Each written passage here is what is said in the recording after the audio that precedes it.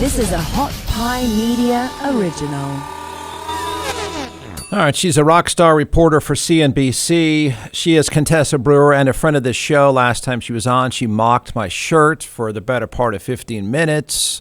Basically said, that's how you go to work, man. You look like you're going to play putt-putt golf, and I've bounced back from that, so we'll let it slide. I am, yesterday, listening to your network, driving down the road. Of course, the kids are screaming, why is Joe Biden talking? Granted, Joe's talking very slowly, which is another matter by itself, which is, to me, a little bit of a growing concern. But, and I'm trying to follow along, and I'm trying to think, I think I know business, but I have to admit the average person is thinking, what is happening, man? Here it is. Okay, here it is. And you're going to have to take this and explain it in very simple terms, because he seemed to be trying to offer a solution to the fact that we can't get stuff. We can't get stuff right now. And everything is expensive. There. What do you want me to add to that? You pretty much nailed it. That's it. We're going to leave now. We just got the consumer prices for this month, and it shows, yes, you're right. Prices have climbed. And what's really surprising economists is that they had anticipated what they call transitory inflation. Right. So, if you have airlines and casinos and movie theaters and restaurants trying to play catch up for the times that they were closed or when business was very slow, they might raise prices for a bit. But that when consumers came back and had some choice, that competition would re-enter on the playing field, and then those high prices would come down a bit. Well, that hasn't happened.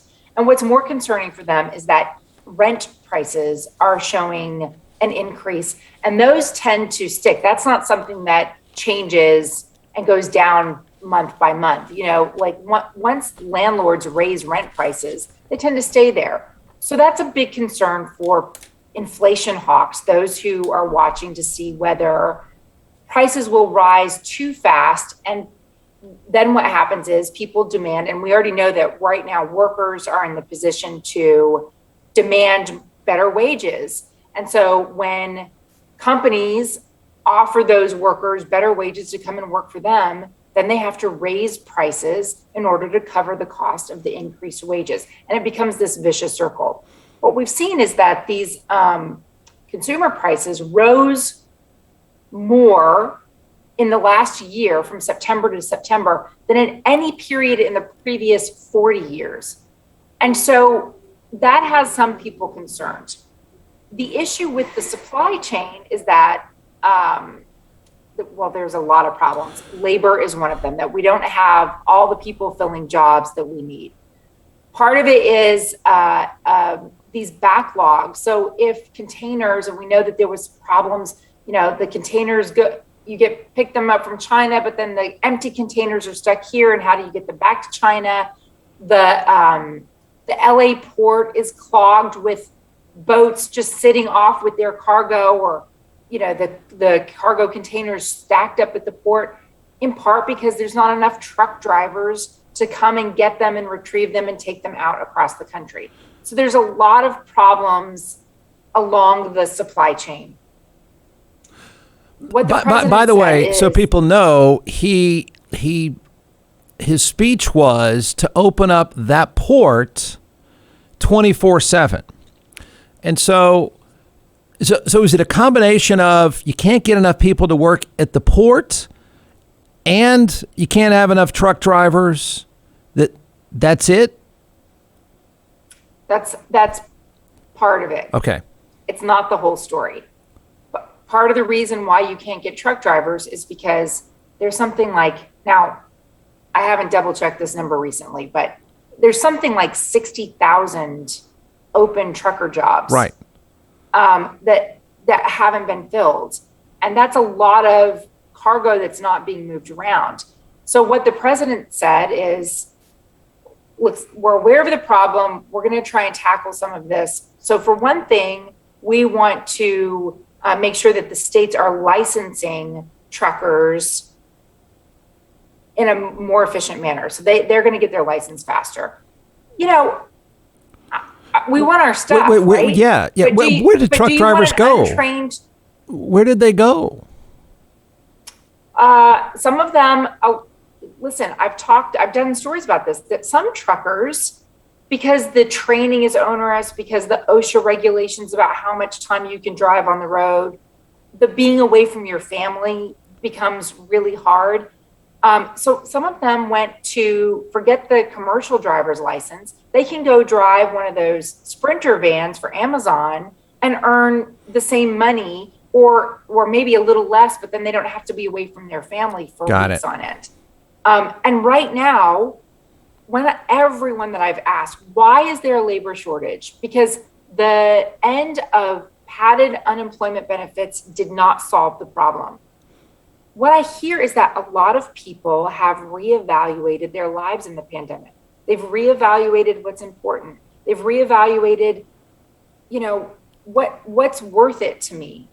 And is this job that I hate that, puts me on the brink of divorce really worth it?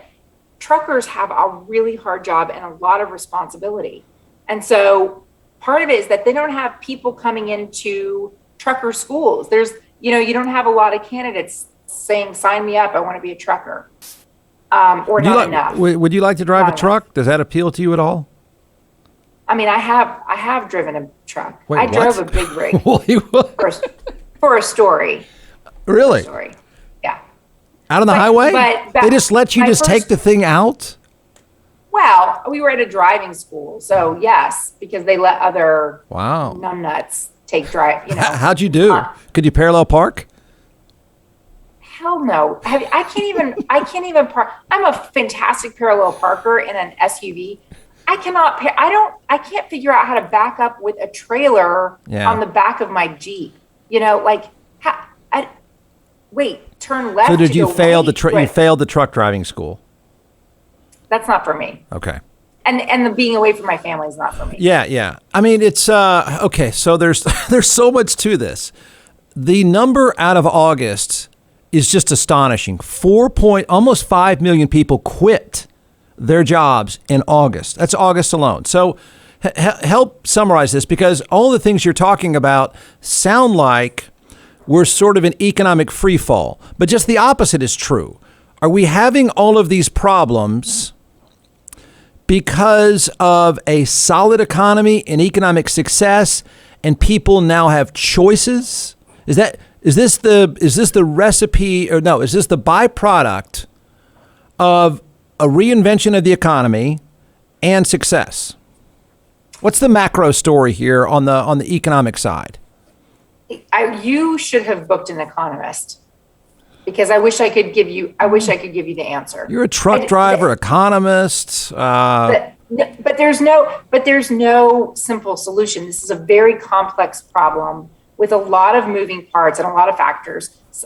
Some of it brought on by the pandemic, right? Some of this is, think back to the toilet paper shortage. We know why that happened, that all of a sudden there was massive demand and not enough supply. The president suggested yesterday that some of these supply chain issues would be resolved if only we manufactured products in the United States. And, he and his predecessor were on the same page about thinking that we as a nation are more efficient and we're safer if we make our own stuff here. Certainly, the chip shortage that we're seeing, and it's affecting the car makers, there is some question now about whether we've done a disservice by just allowing all the chips to be made in Asia. But at the same time, say you want to let's talk about masks, which we knew we didn't have enough of manufactured locally. And so there was this massive shortage right at the beginning of the pandemic. A bunch of creative minds transferred their production lines to making masks. Then the Defense Production Act came into play, and there were other production lines that went into making masks. Well, pretty soon, I hope, please, we're not going to need masks the way we do right now. And so when demand for masks falls off, you're going to have a bunch of manufacturers who say either, one, I don't want, in fact, this is already happening where manufacturers say, wait, these foreign guys are dumping masks onto our US market because they want their industry protected. Or they say, listen, you put us up, you wanted us to make these masks. Now you, the federal government, need to subsidize us so that we keep making masks so that in a time of emergency, we have masks. That's not an easy problem to solve. It's not something, you can't just wave your magic government wand and fix that problem. But a shortage of truck drivers is a problem right now. But what about in 5 years when 5 years, 10 years, whatever it is, when autonomous vehicles come into play and you no longer, will you need truckers? Absolutely. You need somebody to manage the cargo and the safety and all that. But do you need as many truckers as we need right now? No. Would you need as many truckers if we had invested in our rail lines? I mean, rail is a really efficient way of moving around cargo. What about the canals? And barges can carry far more than rails or trucks. Do you need all the truckers if you're investing in infrastructure? And that's, part of what the president, I think, was trying to get at is this big Build Back Better bill, or the $3.5 trillion reconciliation bill, which is up for grabs. His point is there are programs and funding in there for things that can long-term solve what are short-term problems. Capitalism might solve those problems anyway, given a chance to work it out. But what happens in the meantime? Government could really screw it up. Yeah. Or maybe they could solve it. No, that's it's an amazing problem because it's not. Go back to the truckers. You're saying, look, forget the politics, forget the letter next to the name. The infrastructure issue is legit, short term and long term, and it does make some sense. This is the supply chain world we live in. I think the argument is it needs to be reinvented and or incentivized. Because if I'm Nike, if I'm anybody else, fill in the blank, yeah, I hear you. That'd be great. So now I got to go pay. One, from what I've read, the supply chains up until now were pretty effective, and people in other parts of the world were pretty good at it. It's not like they were doing a terrible job. They're doing a pretty good job. And so to convince Nike to blow up that model and say, now go hire a bunch of dudes in South Texas, it's not that appealing. I don't know that. Why would I want to do that? And not only that, it sounds good in theory. Give Texans jobs. Right. They can't fill the jobs that are out there as it is. We don't have enough people exactly as it is to fill the jobs. So where are you going to get these people to fill the jobs making tennis shoes? Two, we have a really pathetic federal minimum wage. But in order to get people into jobs making shoes, you're going to have to pay them $15 or $20 or $25 or $30 an hour, which is going to raise the price of your sneakers. And look, Nikes aren't cheap, but will people keep buying them if, your middle of the road Nike doesn't cost $60? What if it costs now $120? You want to talk about inflation?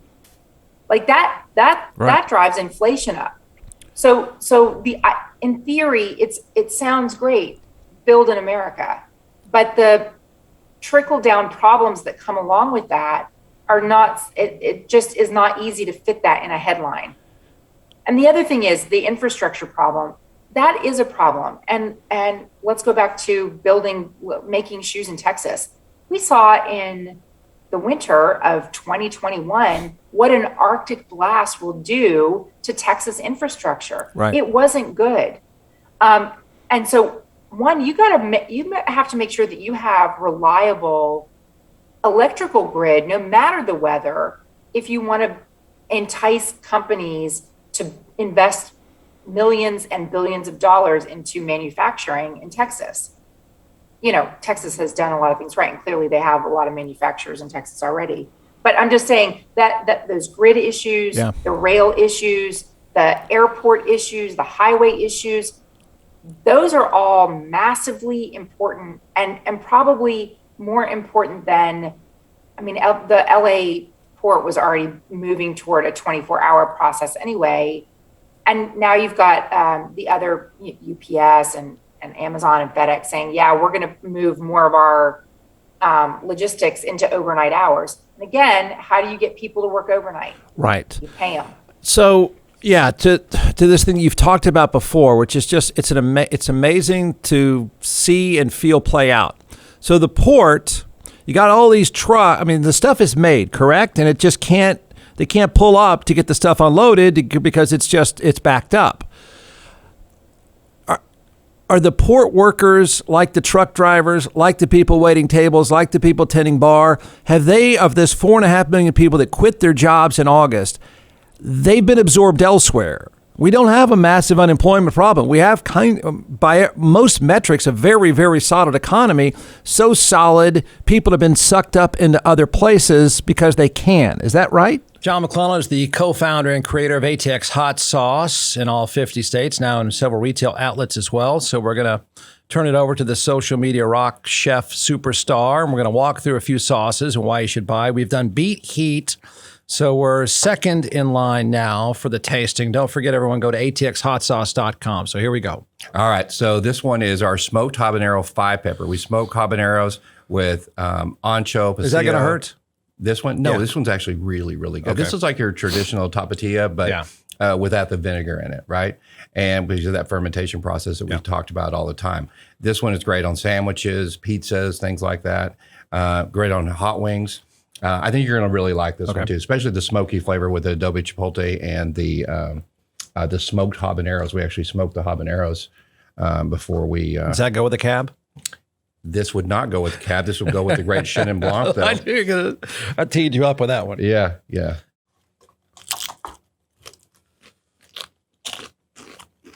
That is good.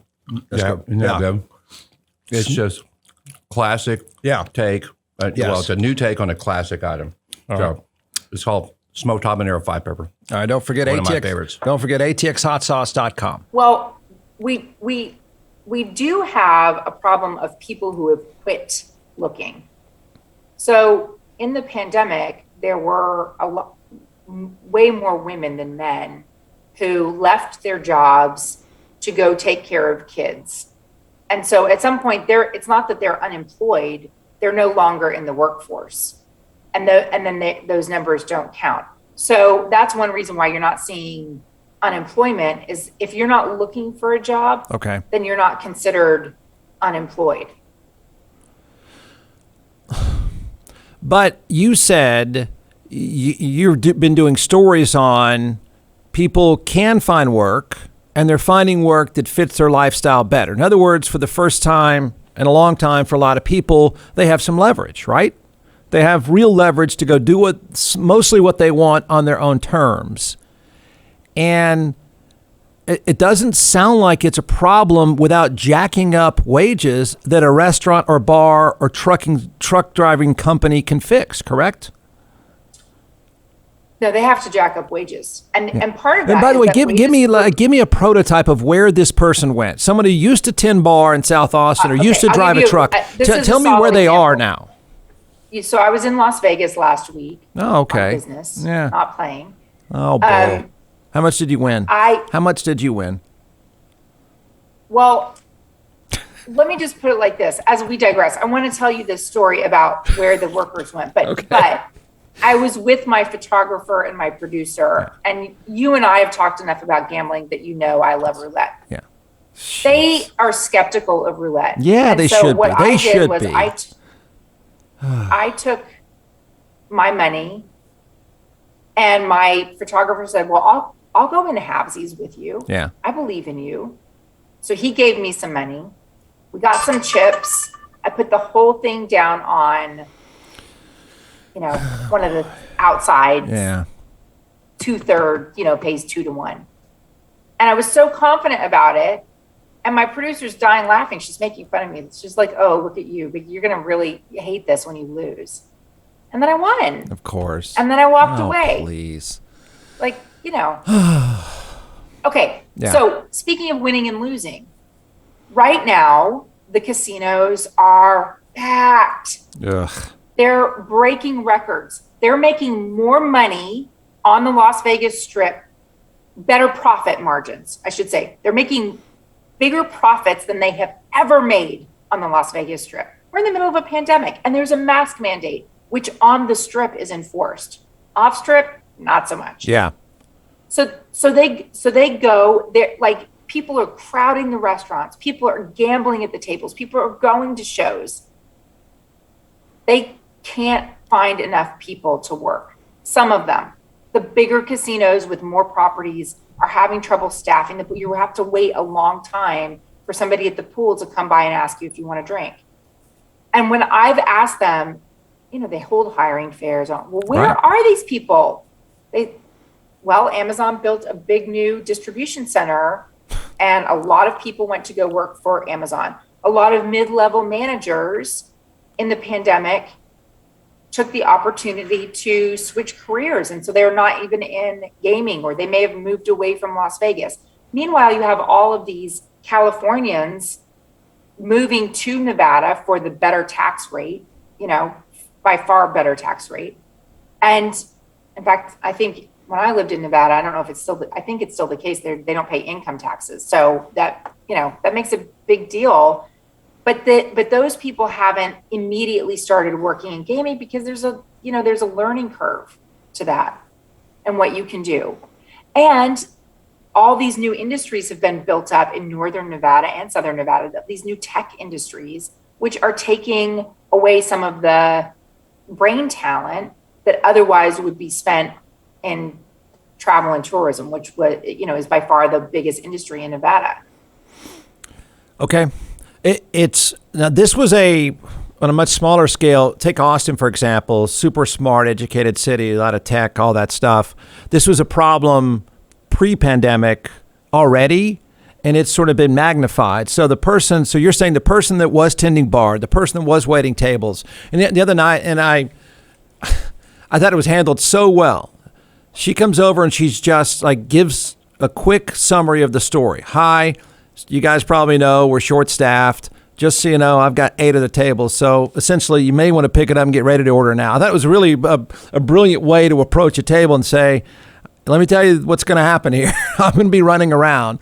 And I thought, wow, it's come to this. And so do you think that she's earning better tips because she has 8 tables? She did at that one.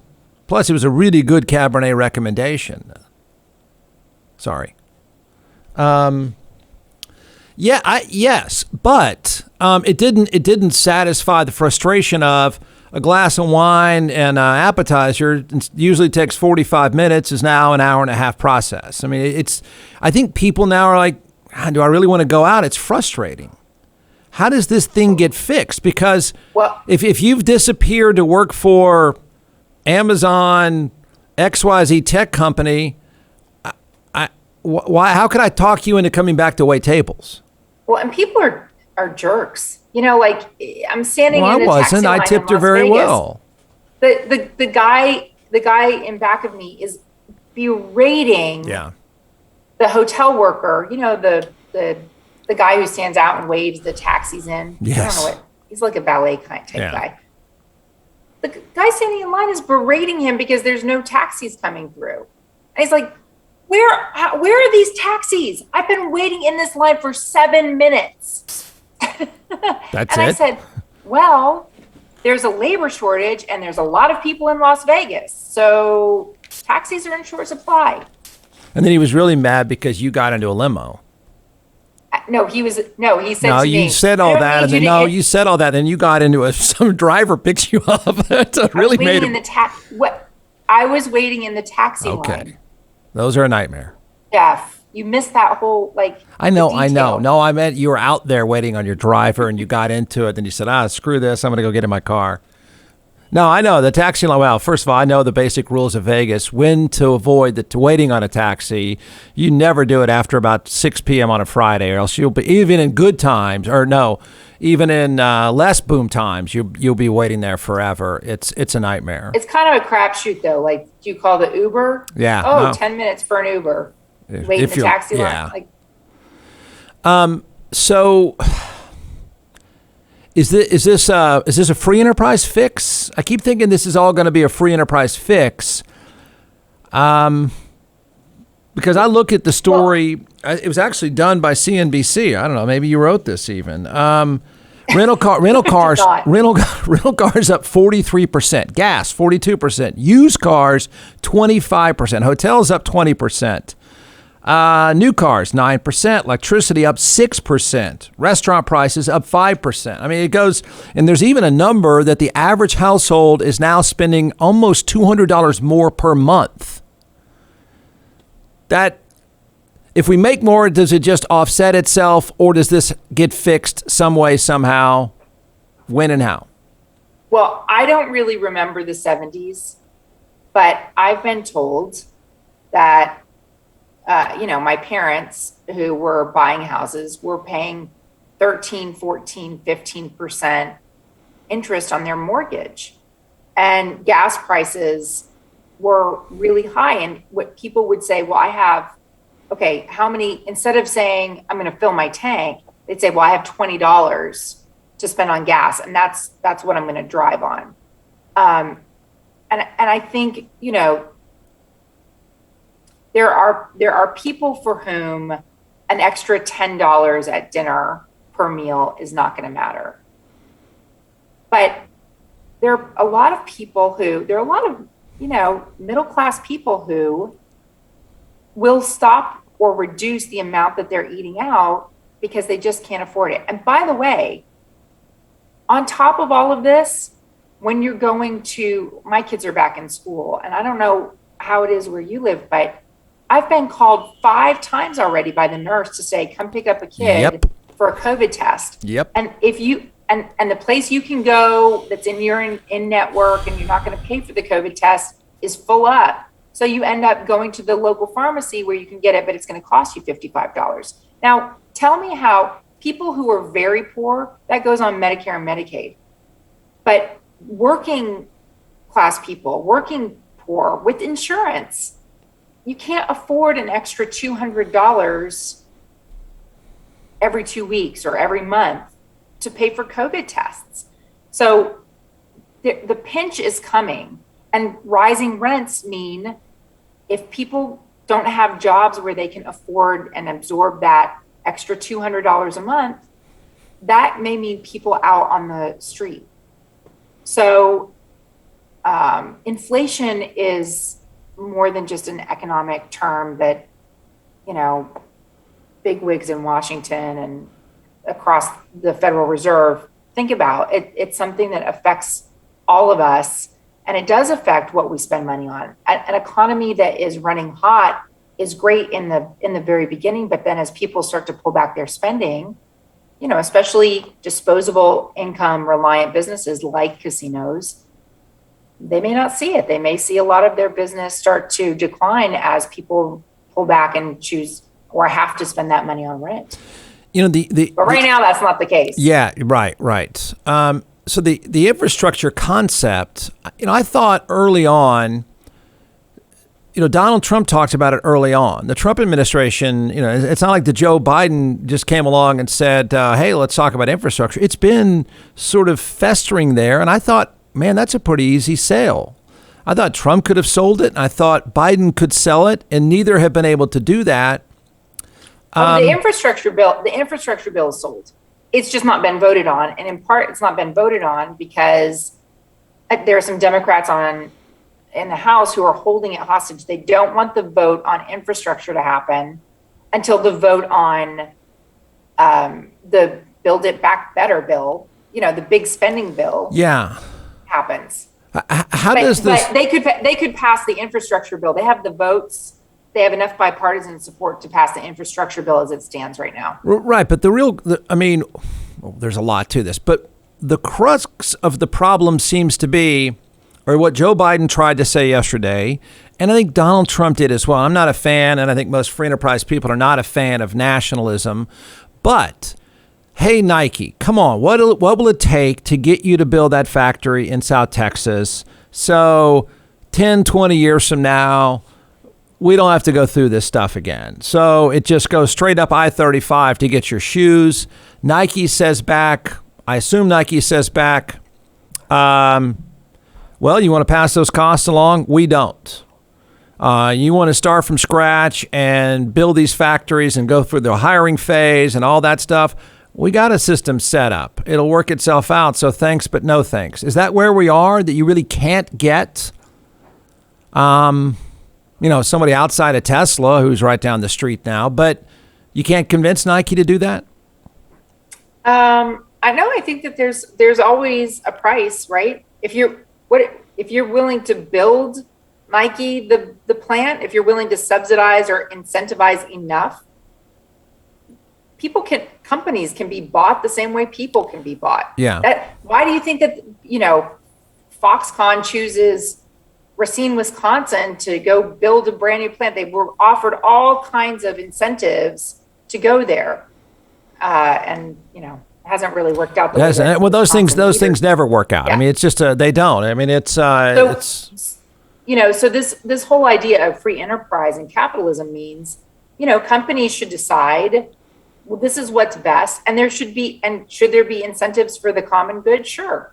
I'm just not sure that incentivizing all these companies to bring back manufacturing to the United States actually solves, or it may solve one problem, but it creates a lot more problems. We're a global society. I know that a lot of people don't like that, and it definitely has problems that come along with it. And we saw that during the pandemic, but we're all interconnected, and because of technology, that's not going away. Isn't it ironic? Isn't it ironic that the last two presidents have not necessarily been the most globalist of all? The easy vote get is waving the flag and say, we'll make them build it here. And we keep electing people who say that, and notice how it doesn't work. Right. It's, I think, and I don't know, politically, I think it would be hard to get up and say, who cares about manufacturing going to Asia? We don't need those jobs anyway. It's not politically a popular thing to say. And we do need jobs here, and we need manufacturing jobs here. And we do need to build things and make things close to home, so that we're not always reliant on the geopolitical risks or geographic risks even that come along with one other region producing stuff that you really need. If it's crucial, we should manufacture it here. I just think, those kind of incentives, that kind of focus, also brings with it unintended problems. So you walk over to the roulette wheel. You had a cocktail in hand, like white wine of some kind, and you put down $300, one spin, and then you leave? Yeah. What kind of night is that? Well, no. I wasn't there to gamble. I was there to work, and it had already been a 14-hour day. Yeah. So that was all the playtime I could have. So it's like you're just so cool that I think I'll go win some money and then give it to these people. I'll just go win some right now. Then I'm going to go do something else. That's how cool you are. I mean, you know what? Now that you mention it, I think I'm going to go gamble right now. Can we be done? And I'm just going to go. Get your phone out right now and just get.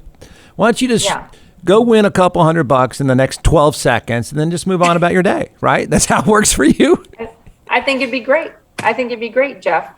Thank you for having me on. I'm there grinding it out for like 8 hours. Throwing the dice and using every strategy I know. How's that working for you? Not that well. But those casinos you're talking about, they're getting all mine. They cannot deny Jeff's a good customer. I am doing my part for that casino. Trust me, I'm doing my part. I'm sure they would appreciate that. And if they, they do. They keep. Yes, they have me back often. Yeah. Oh, yeah. Right. They're inviting me back. It's on my phone right now. Please come back, loser. That's great. All right. Good talking to you as always. Nice talking to you. Thanks. Bye. Bye. From the Hot Pie Media Studios in Austin, Texas, it's the Jeff Ward Show. Listen at jeffwardshow.com.